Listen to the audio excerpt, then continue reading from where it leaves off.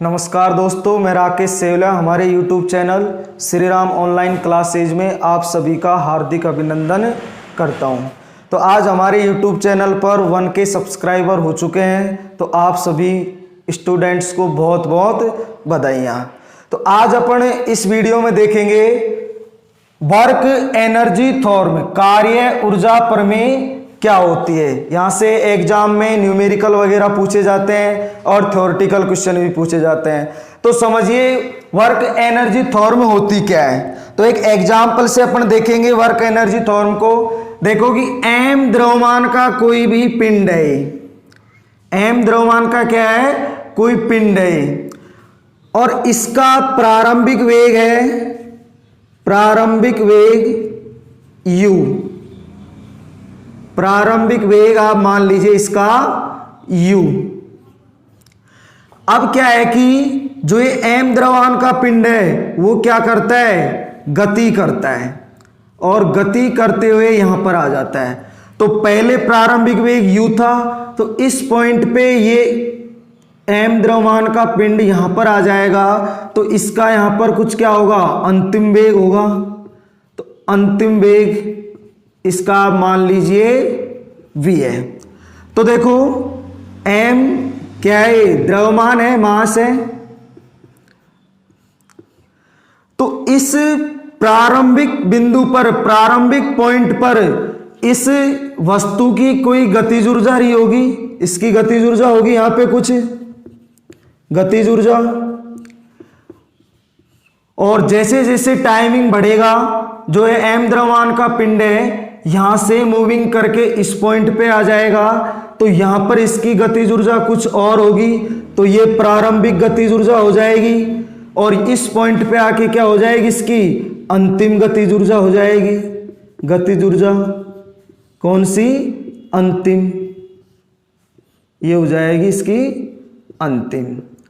तो देखो कार्य ऊर्जा प्रमेय क्या कहती है कि कोई भी पिंड है, उसका कुछ द्रव्यमान है, तो उस द्रव्यमान की कुछ गतिज ऊर्जा होगी प्रारंभिक पॉइंट पर, और जैसे जैसे वो आगे चलेगा तो उसका अंतिम पॉइंट भी आएगा जहां पे वो विराम अवस्था में चले जाएगा, वहां पर उसकी कुछ गतिज ऊर्जा होगी। तो कार्य ऊर्जा प्रमेय बोलती है कि जो भी कार्य होता है, यहां पर जो कार्य होगा वर्क डन, वो गतिज ऊर्जाओं के अंतर के क्या होगा, बराबर होगा। कि प्रारंभिक गतिज ऊर्जा और अंतिम गतिज ऊर्जा का जो अंतर आएगा वही क्या होगा, वर्क होगा। तो देखो फिजिक्स में कैसे बोलेंगे कार्य ऊर्जा प्रमेय को, कि किसी भी वस्तु पर किया गया वर्क, किया गया कार्य, उसमें उस वस्तु की गतिज ऊर्जाओं के अंतर के क्या होता है, बराबर होता है। तो इसको अपन लिख लेते हैं, देखो कैसे, कि किसी भी वस्तु पर जो कार्य किया जाता है वो क्या होता है, गतिज ऊर्जा के अंतर के बराबर होता है, गतिज ऊर्जा।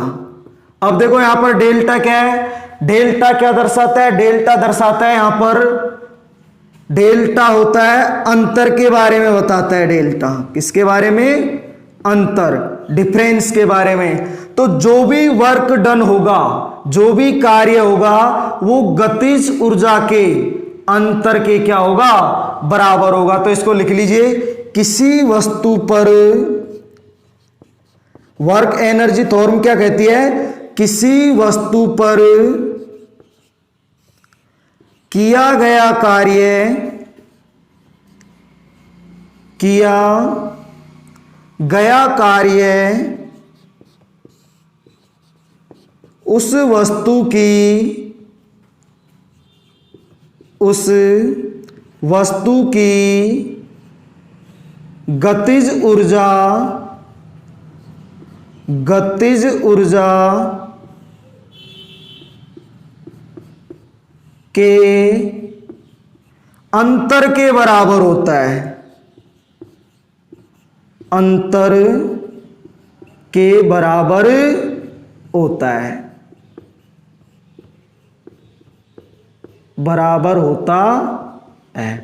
तो देखो जो चीज एग्जाम्पल से आपको मैंने समझाई थी वही चीज यहां पे लिखी है कि किसी वस्तु पर किया गया कार्य उस वस्तु की गतिज ऊर्जा के अंतर के बराबर होता है, कि जो इस पॉइंट पे और इस पॉइंट के मध्य जो वर्क हो जाएगा, जो वर्क डन होगा वो क्या होगा कि इस प्रारंभिक गतिज ऊर्जा और ये अंतिम गतिज ऊर्जा, इन दोनों का क्या होगा, अंतर आएगा, डिफरेंस आएगा, वही क्या कहलाएगा, कार्य कहलाएगा। या इसको इस तरह से भी लिख सकते हैं अपन, देखो कार्य बराबर, तो कार्य को किससे रिप्रेजेंट करेंगे, W से, तो W बराबर हो जाएगा गतिज ऊर्जा में अंतर, तो अंतिम गतिज ऊर्जा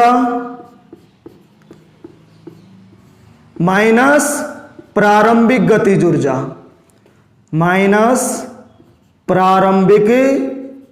ऊर्जा, देखो अंतर कैसे निकालेंगे, अंतिम गतिज ऊर्जा में से कौन सी गतिज ऊर्जा माइनस कर देंगे, प्रारंभिक गतिज ऊर्जा माइनस कर देंगे। तो देखो अंतिम गतिज ऊर्जा को अपन रिप्रेजेंट कर सकते हैं, गतिज ऊर्जा को किससे करते हैं रिप्रेजेंट, काइनेटिक एनर्जी, तो काइनेटिक एनर्जी इनिशियल प्रारंभिक, ये हो जाएगी प्रारंभिक गतिज ऊर्जा, और अंतिम गतिज ऊर्जा को किससे रिप्रेजेंट करेंगे, काइनेटिक एनर्जी के, अंतिम को फाइनल, तो KEF, तो प्रारंभिक गतिज ऊर्जा हो गई KE इनिशियल प्रारंभिक और फाइनल अंतिम। तो इसको अपन ऐसे भी लिख सकते हैं, देखो वर्क बराबर हो जाएगा काइनेटिक एनर्जी कौन सी, फाइनल अंतिम, माइनस काइनेटिक एनर्जी इनिशियल प्रारंभिक। देखो सर की अंतिम गति ऊर्जा माइनस प्रारंभिक ही क्यों किया जब अंतर निकालते हैं, तो देखो मान लीजिए कोई सा मैं आपसे बोलूं कि ये 20 है और 30 है, इनका मैं आपसे पूछूं कि इनका अंतर कितना आएगा, तो आप कितना बताओगे, 10 अंतर। कैसे पता चला, देखो 30 में से आपने क्या किया, 20 घटाया, तभी तो अंतर 10 का आया। तो देखो क्या करते हैं कि अंतिम में से क्या घटाओगे आप, प्रारंभिक घटाओगे, तो W बराबर हो जाएगा अंतिम गतिज ऊर्जा माइनस प्रारंभिक गतिज ऊर्जा। और गतिज ऊर्जा बराबर क्या होता है, पिछली वीडियो मैंने आपको बताया था, गतिज ऊर्जा बराबर हो जाएगा, चूंकि काइनेटिक एनर्जी बराबर क्या बताया था, हाफ mv स्क्वायर। v क्या होता है यहां पर, वेग होता है, v क्या होता है यहां पर, वेग, v हो जाएगा वेग।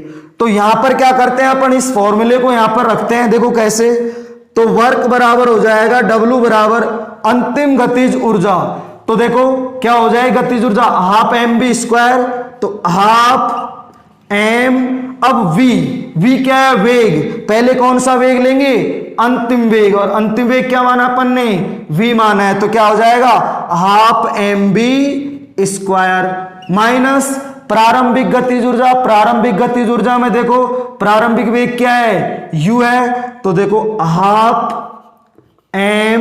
mu square. देखो मैंने यहां पर u और v माने हैं, आप u1 v1 भी मान सकते थे, u1 u2 भी मान सकते थे, अपनी मर्जी आप कुछ भी मानिए, आपको पता होना चाहिए कि प्रारंभिक वेग क्या माना है और अंतिम वेग क्या माना है। तो देखो इसको सॉल्व कर लीजिए, क्या बन जाएगा वर्क, W बराबर हो जाएगा आप m कॉमन ले लीजिए, क्या बचेगा, v स्क्वायर माइनस का u स्क्वायर। ये आपके पास कार्य ऊर्जा प्रमेय का फॉर्मूला आ चुका है। अब देखो किसी भी रूप में आपसे पूछा जा सकता है कि आपसे वर्क एनर्जी थ्योरम क्या कहती है, क्या बताती है, 4 ऑप्शन दे दिए जाएंगे।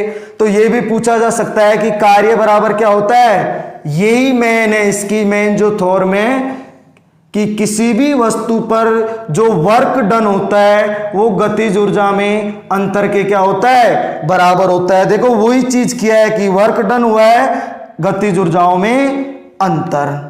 आ गई बात समझ में, तो आप इसका स्क्रीनशॉट ले सकते हो, तो देख लीजिए इसको आराम से, ठीक है। अब अपन देखो इससे संबंधित करेंगे न्यूमेरिकल आपसे एग्जाम में कैसे पूछे जाते हैं।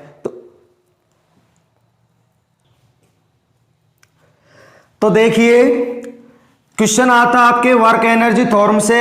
एग्जाम्पल देखो जो रेलवे में आ चुका है 2018 में। किसी पिंड का द्रव्यमान 2 किलोग्राम है, उस पिंड का प्रारंभिक वेग 20 मीटर प्रति सेकंड है। यदि वेग को बढ़ाकर 30 मीटर प्रति सेकंड कर दिया जाए तो किया गया कार्य बताओ कि इस स्थिति में कितना वर्क डन हुआ। तो देखो आपको देखते ही पता चल जाएगा कि वर्क एनर्जी थ्योरम क्या कहती थी कि गतिज ऊर्जा में जो अंतर होता है उतना ही वर्क डन होता है। तो यहां पर क्या लग जाएगी, वर्क एनर्जी थ्योरम लग जाएगी। तो वर्क एनर्जी थ्योरम क्या बताई थी कि जो वर्क होता है W, किया गया कार्य work half m v square minus u square, यही था वर्क एनर्जी थ्योरम। तो देखो अब क्या करते हैं अपन, इसमें देखते हैं कि अपन को क्वेश्चन में क्या क्या गिवन है। तो देखो क्या क्या गिवन है क्वेश्चन में। देखो गिवन पिंड का द्रव्यमान, तो मास गिवन है कितना 2 किलोग्राम। मास कितना है 2 किलोग्राम। उस पिंड का प्रारंभिक वेग क्या माना था u कितना गिवन है 20 मीटर प्रति सेकंड, 20 मीटर प्रति सेकंड। दूसरा देखो वेग बढ़कर कितना हो गया 30 मीटर प्रति सेकंड, तो अंतिम वेग क्या हो जाएगा 30 मीटर प्रति सेकंड। क्या था कि ये कोई m द्रव्यमान का पिंड था 2 किलो का, इसका जो प्रारंभिक वेग u था 20 मीटर प्रति सेकंड। अब देखो इसने जैसे ही गति की तो गति करके इस पॉइंट पे आ गया, वही m द्रव्यमान का 2 किलो का पिंड। यहां पर अंतिम वेग कितना हो जाएगा 30 मीटर प्रति सेकंड।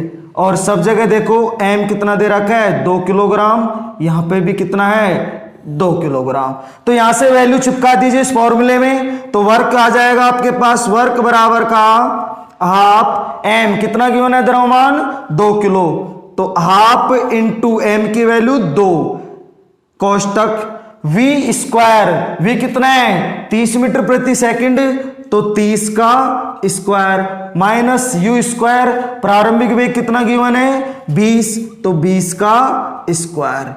तो देखो इसको सॉल्व कर लीजिए, 2 से 2 कैंसिल आउट हो जाएगा, तो W बराबर हो जाएगा क्या बचा आपके पास 30 का स्क्वायर माइनस 20 का स्क्वायर। 30 का स्क्वायर कितना होता है 900 माइनस 20 का स्क्वायर कितना हो जाएगा 400, तो वर्क कितना आ जाएगा, वर्क बराबर आ जाएगा 500 जूल।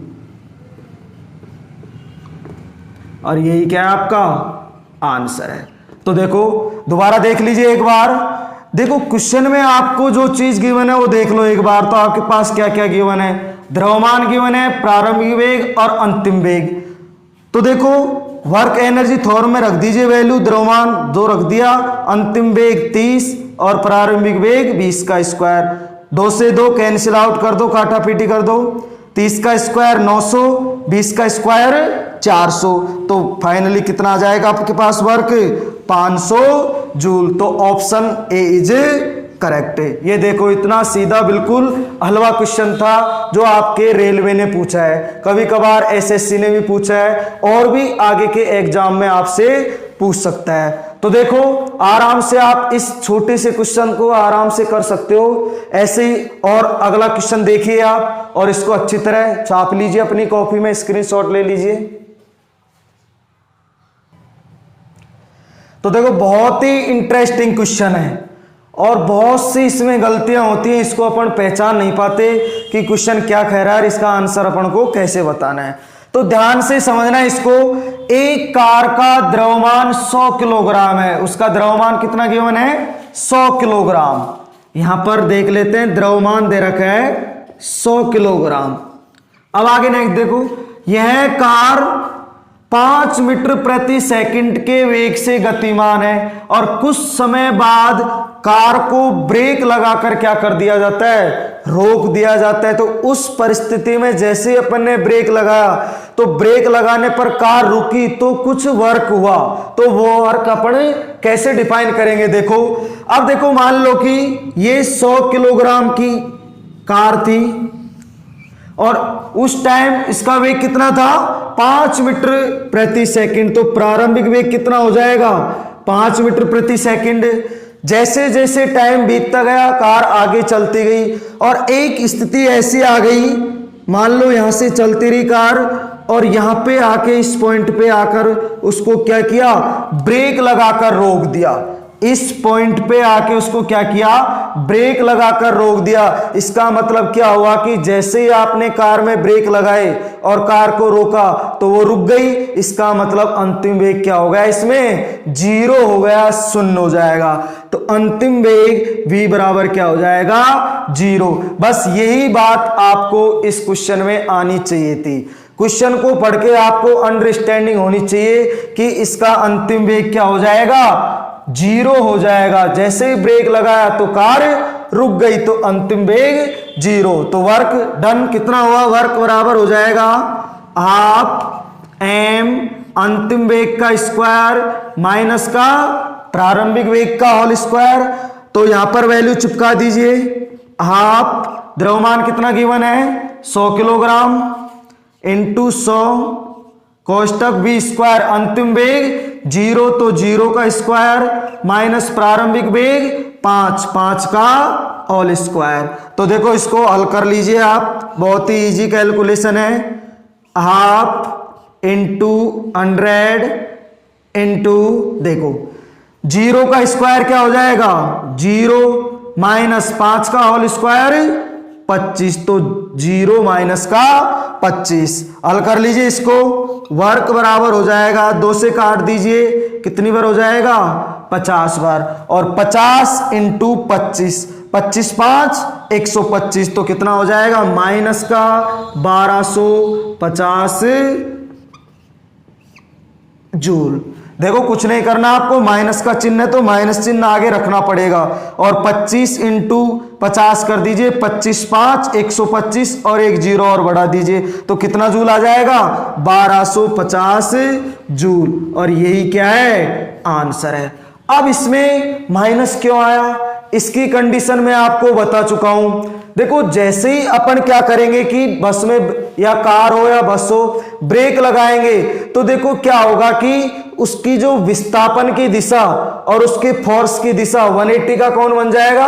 देखो एक कंडीशन आपको बताई थी, ये m द्रव्यमान का कोई पिंड है या कार है, ये देखो इधर की दिशा में क्या है, गतिमान है, इसका मतलब डिस्प्लेसमेंट तो इधर है। अब जो भी कार है रुकी क्यों, क्योंकि इसके अपोजिट साइड क्या लगा, फोर्स लगा, अपोजिट साइड क्या लगा, फोर्स लगा। और ये कंडीशन मैं आपको बता चुका हूं, जब फोर्स और विस्थापन एक दूसरे के विपरीत होते हैं तो दोनों के मध्य कितने डिग्री का एंगल बनता है, 180 डिग्री का एंगल बनता है। और जब 180 डिग्री का एंगल बनता है तो वर्क डन जो होता है वो कैसा होता है, नेगेटिव में आता है। इसीलिए यहां पर कार्य किस में आया, नेगेटिव में आया। तो इसका आंसर हो जाएगा माइनस के 1250 जूल। एक बार दोबारा देख लीजिए कि देखो प्रारंभिक वेग तो अपन को पता है कि 5 मीटर प्रति सेकंड के वेग से चल रही थी कार, लेकिन क्या हुआ, जैसे जैसे समय बीतता गया कार इस पॉइंट पे यहां से कुछ दूरी तय की इसने